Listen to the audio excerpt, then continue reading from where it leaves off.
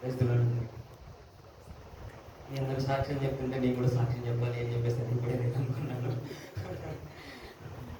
Obviously brother చెప్పినట్లు నేను కూడా ఇక్కడికి వచ్చి ఒక 3 years అవుతుంది. 2022లో నేను మేలోని ఇక్కడికి వచ్చాను. ఈ సంఘానికి వచ్చి ఒక 2 years నుంచి నేను ఈ సంఘానికి వస్తూ ఉన్నాను. అప్పట్లో నాకు జాబ్ లేదు. జాబ్ లేని సిచ్యువేషన్స్లో కూడా నేను జాబ్ లేనప్పుడు ఈ సంఘంలో బుధవారం ప్రేయర్కి అటెండ్ అయ్యేవాడిని, సాటర్డే ప్రేయర్కి అటెండ్ అయ్యేవాడిని, అండ్ సండే కూడా ప్రేయర్కి అటెండ్ అయ్యేవాడిని. 3 times నేను ప్రేయర్కి మస్ట్ అండ్ షుడ్గా అటెండ్ అయ్యేవాడిని.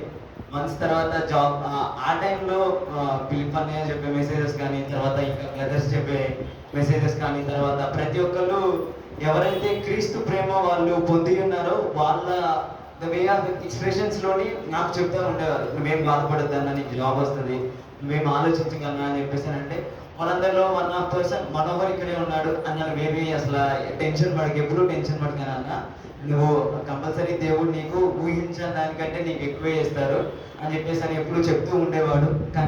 అలా తను చెప్పినట్లే నేను కూడా ప్రేయర్ఫుల్గా ప్రేయర్ చేసుకుంటూ ఉండేవాడిని. చేసుకుంటున్నట్లే నాకు తెలిసిన మా ఫ్రెండ్ ఒకడు కాల్ చేసి మా దాంట్లో వేకెన్సీస్ ఉన్నాయని చెప్పేసి అని రిఫర్ చేసి నాకు జాబ్ అని చెప్పేసి అని అన్నది ఇవ్వడం కూడా అది దేవుడి నామానికే మహిమ అన్నట్లు నేను ఎప్పటికీ గుర్తుపెట్టుకుంటాను.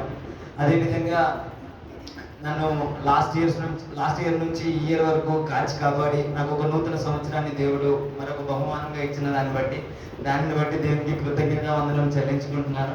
నేను ఈ సంఘంలో సాక్ష్యం అన్నది ఎప్పుడో పంచుకోవాలి. ఎందుకని చెప్పేసానంటే సిచ్యువేషన్స్ అని చెప్పేసి అన్నయ్యి నాకు వస్తూనే ఉన్నా కానీ నేనే అక్కడ హోల్డ్ చేసి ఉండిపోతాను.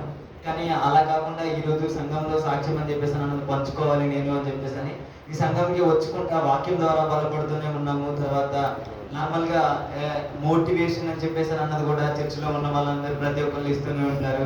దాంట్లోని ఫిలిప్ అన్నయ్య అయితే చాలా బాగా చెప్తూ ఉంటారు, ప్రతి ఒక్కటి లైఫ్ని ఎలా లీడ్ చేయాలి, నువ్వు దేని గురించి వరి అవద్దు, జస్ట్ ప్రతి ఒక్కటి తీసుకెళ్ళి దేవుని దగ్గర పెట్టి ప్రేయర్ చేసుకో, నీకు ప్రతి విషయంలో దేవుడు నీకు తోడై ఉంటూనే ఉంటారు అని చెప్పేసి ఎప్పుడు చెప్తూ మంచి మాటలు చెప్తూ బలపరుస్తూ ఉంటారు. దాన్ని బట్టి మీకు వందనాలు అన్నా.